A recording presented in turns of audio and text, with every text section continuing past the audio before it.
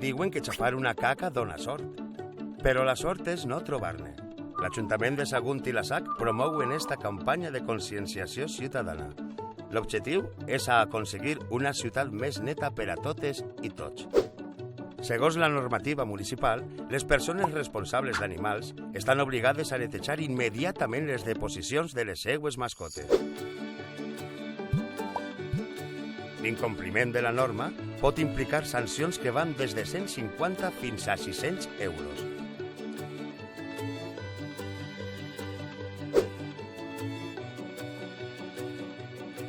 Arreplega els excrements de la teua mascota. Què haig de fer? Porta sempre bosses per recollir els excrements.